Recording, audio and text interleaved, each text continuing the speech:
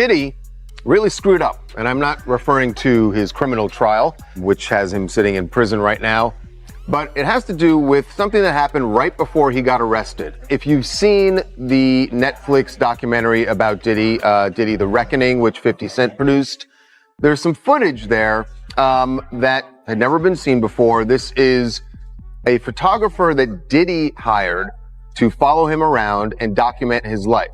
That footage ended up going to 50 Cent. And maybe that's what Snoop went through. I don't know. But let the people know, because it was too early back then. You know, Pac just had died. So this one night, 50 called me up and, you know, they got him on the phone, man. He was just talking. We was talking about old time shit, you know, sit down with Black Hands, sit down with, you know, with Puff Kids, the whole Puff situation, and this documentary that he's... When 50 Cent dropped his Netflix documentary Sean K. The Reckoning, many viewers assumed the focus had finally locked onto Diddy, his climb, his control, and the consequences trailing behind him. But that clarity didn't last long. Almost overnight, online commentary swerved hard, dragging Snoop Dogg into the narrative through a storm of reaction videos, suggestive headlines, and loosely connected claims implying fear, silence, or behind-the-scenes protection tied to material that never even appeared in the film. A handful of voices began stretching comments from Gene Deal and others into something far more sinister, weaving together old interviews, blurry clips, second-hand stories, and selective quotes to create a storyline built to feel explosive rather than factual. Social media did what it does best, amplifying uncertainty until speculation felt like truth and repetition replaced proof.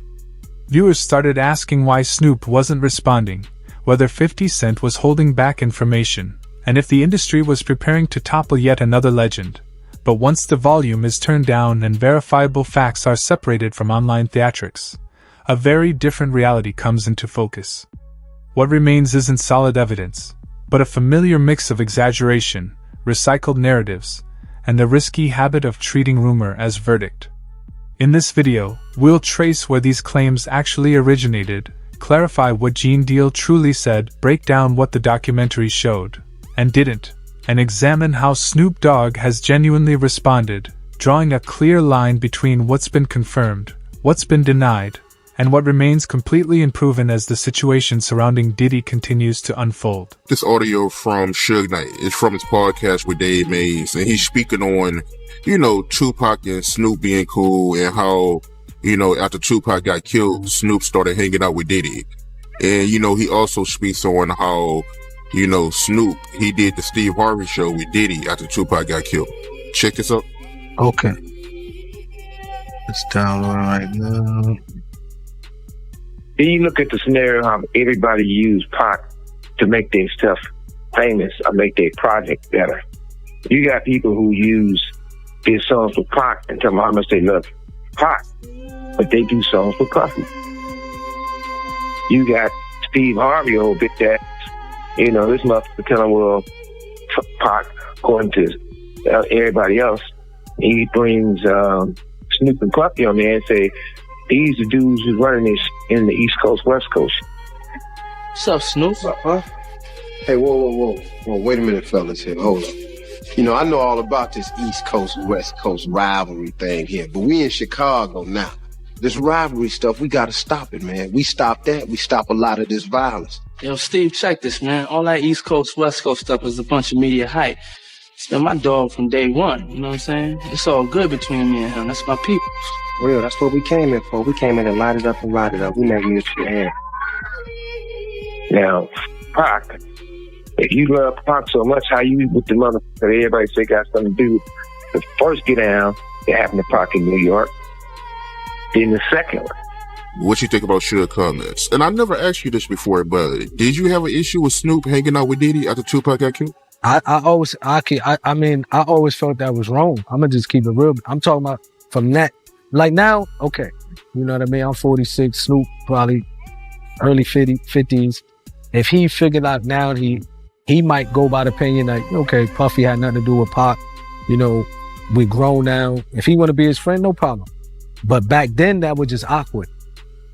You know what I mean? And the reason why it was awkward to me that I never even like it because you knew how Pac felt about this individual. You know what I mean? Even if you don't agree with him, you probably could have said, you know what, I probably ain't gonna come out, publicly with this because until things clear up, so I really know I could be certain that, they didn't have nothing to do with Pac. But it's like, it was no, okay, it is what it is.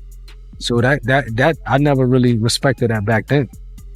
So you had an issue with it. You didn't like it. Never really liked it. It just was a strange look because you was Pac boy. You know what I mean? Puffy, it's clear they had some issues with Pac.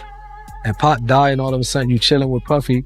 Back then it just, okay, now you can say what you want. You all grandfathers, I guess. You know what I mean? That's different now.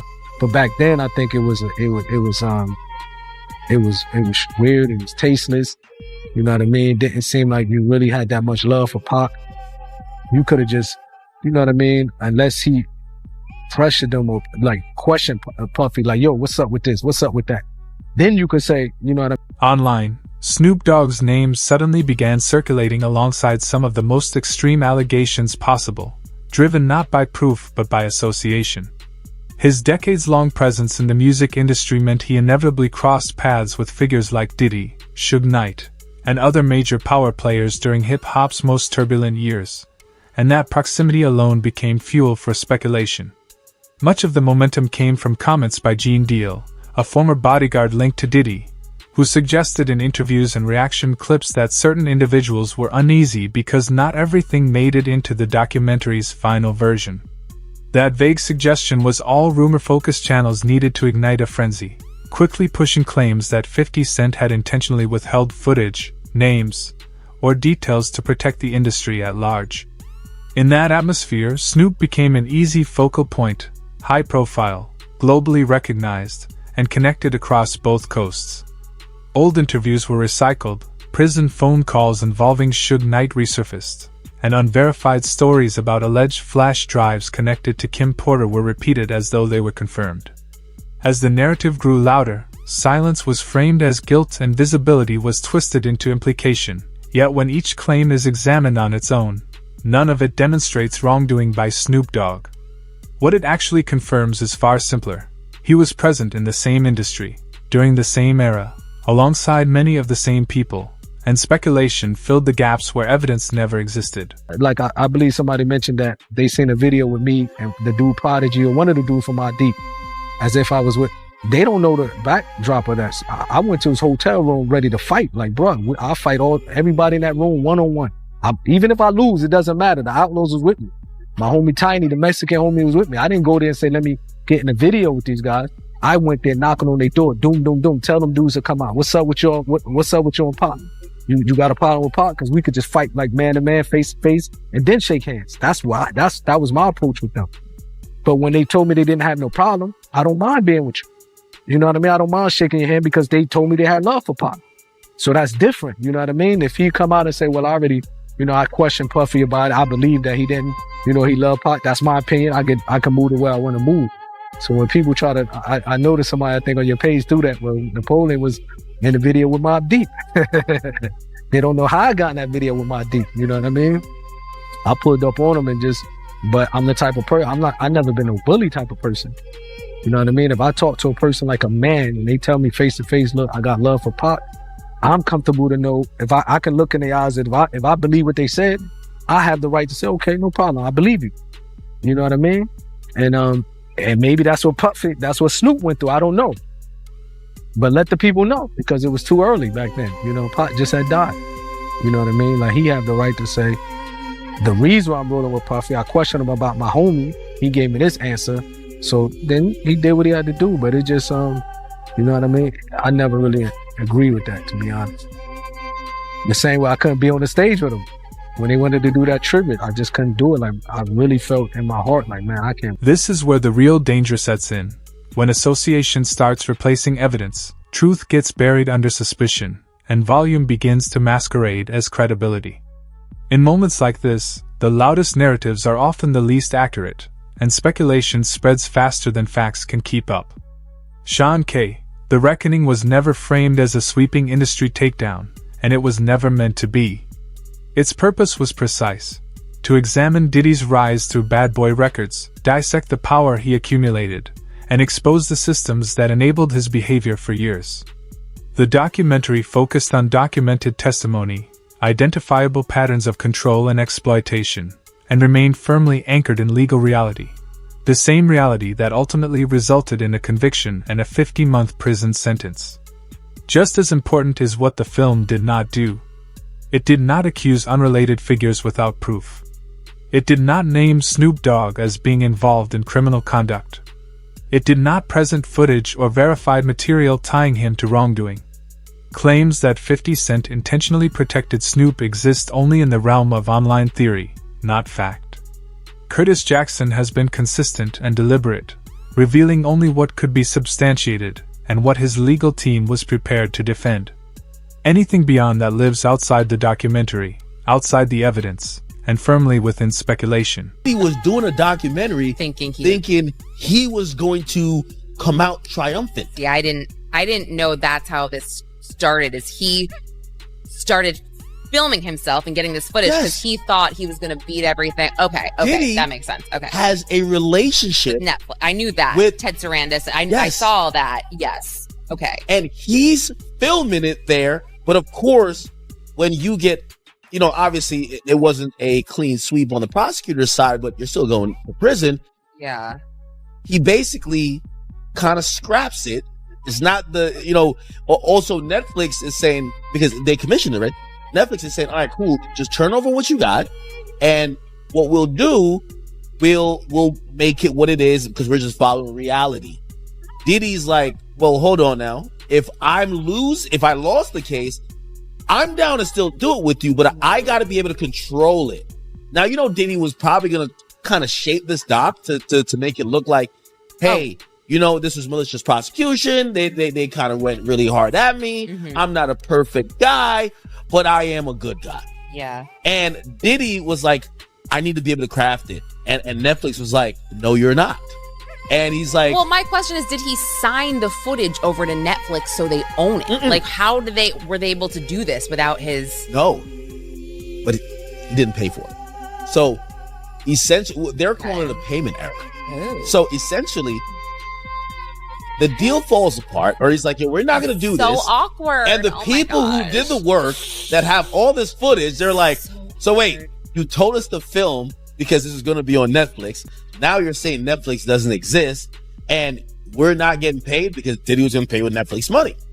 And Netflix realized this and they went to the filmers and said, hey.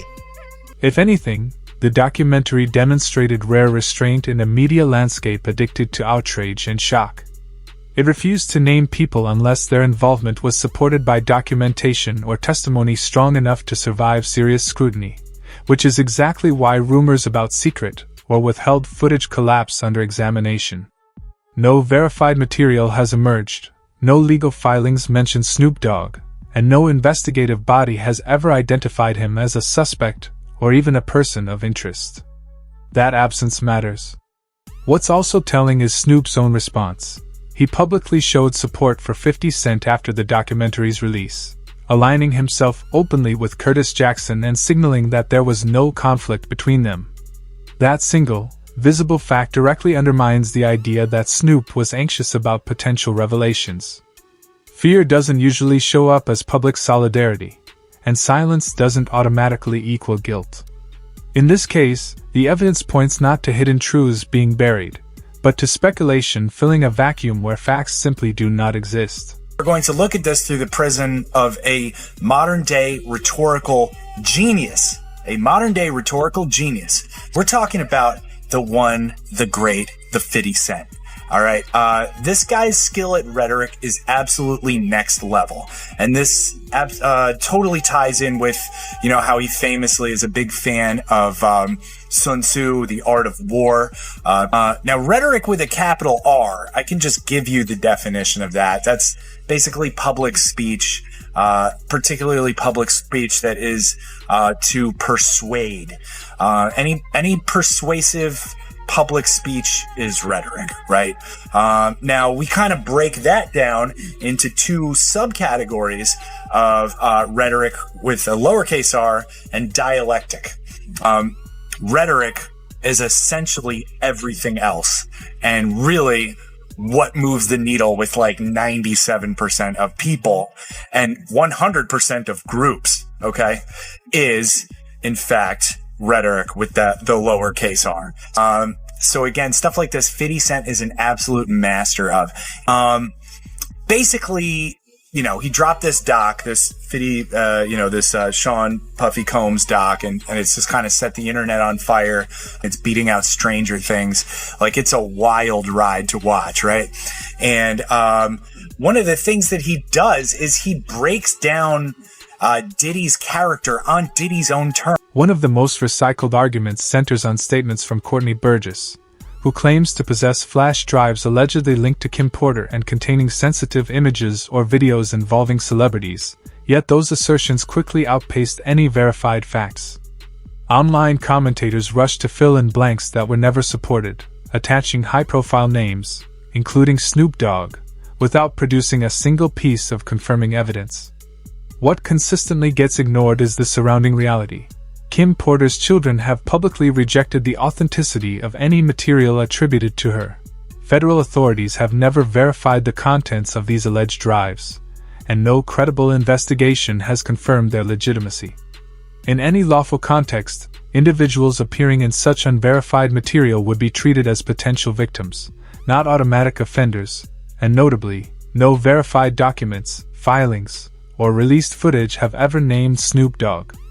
What unfolded instead followed a familiar and dangerous pattern. Suggestion turned into rumor, rumor hardened into narrative, and narrative was repeated until it felt like fact.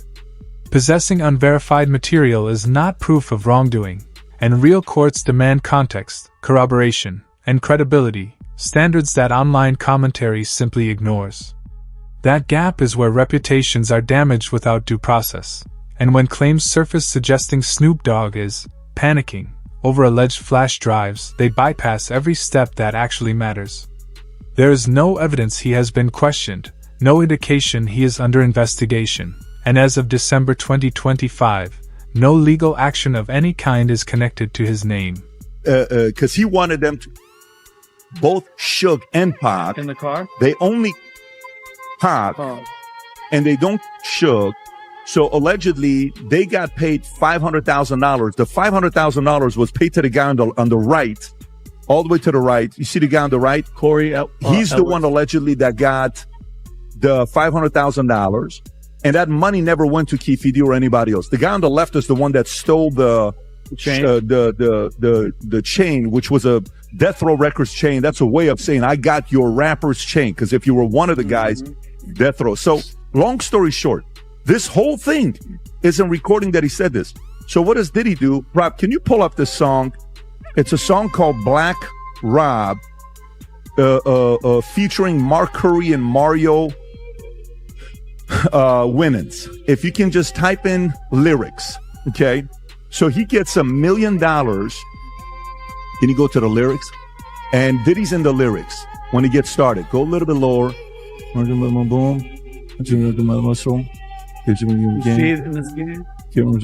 you type in the word in there, Rob? Nice guy. Type Control F, nice guy. Okay, right there. Look at it's 1999. No more Mr. Nice Guy. Been nice too long. I'm just gonna start making y'all disappear. Man, first I'm gonna take your records off the radio. Then I'm gonna erase your social security number. You know, take your birth certificate out flies. I'm gonna do your whole effing family. Ain't nothing but mercy. And then, by the way, in the lyrics, he says, I'll drop $1 million on your head to erase you. Can you type in, I'll drop $1 million, just put Control F. Just go to Google and type this out. I'll drop $1 million on your head. I'll drop $1 million on your head and just put Diddy next to it. Right there. See, it says Black Rob. What song came up?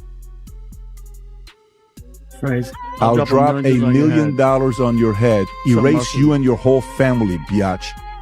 Wow. He's saying it in the song on what he did to get rid of Tupac. What an idiot. Suge Knight has repeatedly accused Snoop Dogg of betrayal, hidden guilt, and involvement in the darker theories surrounding Tupac Shakur's death. But these claims resurface less because of new evidence and more because controversy thrives during moments of industry-wide scrutiny. The accusations are not new, they have circulated for years, often reappearing through prison interviews where shock value outweighs credibility, and none of them have ever been supported by verifiable proof. Snoop Dogg has consistently rejected these statements, characterizing them as false narratives rooted in old rivalries, personal bitterness, and unresolved grudges rather than facts. More importantly, despite decades of investigation and renewed attention, law enforcement inquiries into Tupac Shakur's death have never resulted in charges, evidence, or official findings implicating Snoop Dogg in any wrongdoing. For being out there and allowing Misa to come out there to make money, however she was doing it, to feed her family. He vowed down that it's like, yo, I ain't never f***ing with her again, and I ain't never f***ing with him again. Puff and Suge had a conversation behind the House of Blues about was we all right, and Tupac was alive. Tupac wasn't dead. So if it was a war, Suge ain't having no conversation with Puff about we good. I know he could be doing the Hoboken hustle, trying to fool a brother. But had he killed my man or something like that, I wouldn't have no conversation with Puff. I'd been like, yo, you know what y'all niggas done? You know what happened? And it wasn't no conversation like that, brother. It wasn't no conversation whereas that, you know, Suge made Puff feel like I'm gonna get you a payback for what happened to Jake. This was more so that Puff, for whatever reason, Suge, for whatever reason, he was mad at Puff. And Puff, for whatever reason he was mad at Suge, it was between them two. It wasn't no whole East Coast wanted the West Coast dead, and the West Coast wanted East Coast to dead, because they still was going out, still chilling, still at places with each other. It was Bad Boy, and it was Death Row. It was no East Coast and no West Coast. West Coast dudes were still coming out on the East Coast getting love. East Coast niggas were still going out on the West Coast getting love.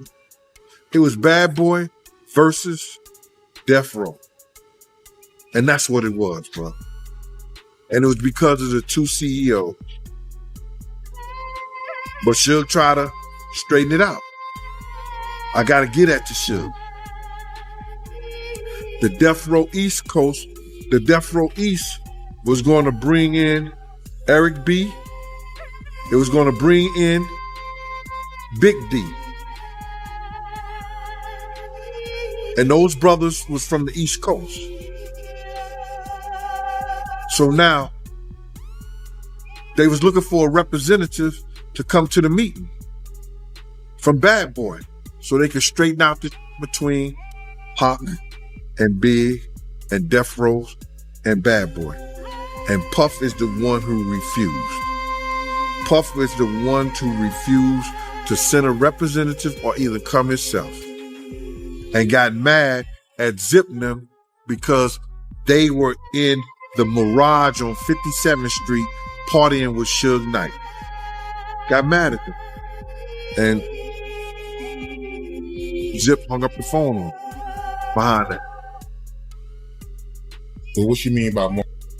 So I don't know where you get all the extras from when they had a conversation at the hospital and all that. That's absolutely not true. Say less, if you know what I mean. But instead of just saying less, since I've been in here, Snoop and other people been having people trying to bail the guy out, keep you D because he talking too much. raging and trying to do stuff for Puffy because they say he's talking too much. They even had somebody talk to me and say, hey, you can help him get free. I said, look, I don't have nothing to do with none of that, and I'm not leaving prison to go to Nobody County Jail. To the point they were saying, well, you can't leave and sacrifice a little bit in the county jail to stop that black man from getting life. Hell no. I ain't wishing bad on him at all because I don't want to see nobody go to prison. And like I told you last time, as I find out more details about certain things, I probably would go to the Vegas County Jail if me and Keefy D with Sellies. We have a good conversation after I give him, six upside his head, another 6 in his body, and another 2. But yeah, that's definitely didn't happen with Snoop didn't go to the hospital. One of the most repeated talking points claimed that Snoop Dogg suddenly went quiet after the documentary's release. But even a surface-level fact-check dismantles that narrative. He never vanished, never shut down his platforms, and never withdrew from public view. In fact, he continued posting regularly, commenting on music and business, and even showing clear, visible support for 50 Cent. The illusion of silence was created through selective attention, where anything contradicting the desired storyline was conveniently ignored. There were no panic responses, no erased accounts, no retreat from the spotlight. Instead, Snoop stayed focused on his work and expanding ventures, including Death Row Records, choosing productivity over pointless back and forth. While silence can sometimes be a tactic, this situation didn't even qualify as that. It was simply a deliberate refusal to engage with rumors that lacked substance and didn't deserve amplification. Doing my workout box. Suge, you right. History would repeat itself. Cause nigga, you wasn't the only nigga in the room, nigga. You wasn't by yourself. It was other people in the room too. I'm not gonna say no names cause like you said, we don't talk. So why you on here talking? Let that go, man. And as far as Snoop and Corrupt writing my album, you ask them niggas that. Them niggas ain't wrote my album. Corrupt helped me with Do You See? Snoop helped me with This DJ. Other than that, everything else I wrote. So that's where you wrong at again. And as far as the tough guy, do you recall when we was at the World Club and it said Death Row and NWA? Who fired on that? Me. When you was at the Comedy Store, fighting that little buff ass at the Comedy Store, who saved your motherfucking ass? Me and C-Style. So what have I done to you? For you to launch out at me? Look, don't get mad at me, man. I ain't never done nothing to you. I wasn't signed to you. So the real difference between Snoop Dogg and Diddy right now isn't fame or influence. It's evidence. Diddy's conviction came only after years of investigation, sworn testimony, and documented legal findings that could stand up in court, while Snoop Dogg's name has been pulled into the conversation through nothing more than proximity and speculation. As of December 2025, federal updates make the situation clear. There are no charges, no indictments, and no active cases tied to Snoop Dogg, and that distinction is critical. In an era where powerful figures are increasingly being held accountable, silence from law enforcement doesn't signal protection, it signals a lack of proof. The industry may be under intense scrutiny, but not everyone affected by that pressure is guilty, and when rumor is mistaken for reality, it doesn't advance justice. It undermines it, especially at a time when accountability truly matters most. In a documentary, there's a couple things I'll share with you guys on what I took away from it. But Rob, maybe share the clip on how he got access to some of the footage of the documentary. Is this the one, Rob? Yep. Go for it. How did you get that footage of Diddy? I figure most journalists would not disclose their sources. Does he know y'all have this in the doc? I would doubt he knows. So when this airs, that'll be the first time that his legal team, Diddy, that everybody knows that this footage is now seeing the light of day. Perhaps. Combs' team firing back in a statement to NBC News, saying the Netflix so-called documentary is a shameful hit piece and that they relied on stolen footage that was never authorized for release. His team sending a cease and desist to Netflix. Yeah, so that doesn't mean it's not true. Of course. But they relied on stolen footage, okay, is what they relied on. And then they ask about the history of 50 and him, issue that they've had. What's the one you just pulled up, Rob? This is where they talk about the feud, and then I also have 50 Cent talking about Diddy's reaction to the documentary. Yeah, that's so funny. That is so funny. But watch this one here. Go ahead, Rob. How do you respond to people who say that it's more about the disdain that you have for Sean Combs than it is for giving the victims a platform? What they consider a pre-existing beef, right, for 20 years, right, is me being uncomfortable with him suggesting that he takes me shopping, or I looked at it like it was like a tester, like maybe you'll come play with me type of thing, right? And it's not personal. I think it's important to also let people know that the show is not completely the perspectives of people that did not like Sean. We weren't trying to just get the highlights, the salacious details, that the real goal was to storytell. And not everyone needed to have an allegation to be a part of this project. Yeah, I mean, so that's that part, right? The fact that the feud with the two of them, hey, let me take you shopping. Like, you say that to a girl in 50s, like, what are you talking about? Take me shopping. How do you ever flip a mind? You want to take me shopping? And then last but not least, Rob, the other clip you have of 50 is talking about how he thinks Diddy's going to like this documentary. Go ahead, Rob. If Sean Combs watches this, what do you think he's going to feel? Like, wow, this is amazing. I think he's going to say this is the best documentary I've seen in a long time. She can't even hold it. Because you'll see people saying that. I mean, he may feel a different way about pieces and bits of it, but he knows the truth. Right now, Snoop Dogg finds himself at the center of one of the internet's most predictable habits, turning uncertainty into accusation, old grudges into supposed proof, and speculation into manufactured fear. But once the dramatic thumbnails and reaction clips are stripped away, the reality is straightforward. There is no verified footage, no formal charges, and no sudden disappearance from public life. The real story isn't about Snoop Dogg being anxious or evasive. It's about how fast narratives harden when an empire begins to crumble and anyone nearby becomes suspicious by association. As the fallout surrounding Diddy continues and facts slowly replace noise, the real question isn't who the internet wants to target next. It's whether truth will be allowed to speak louder than rumor, or whether speculation will keep assigning guilt long before evidence ever has a chance to surface.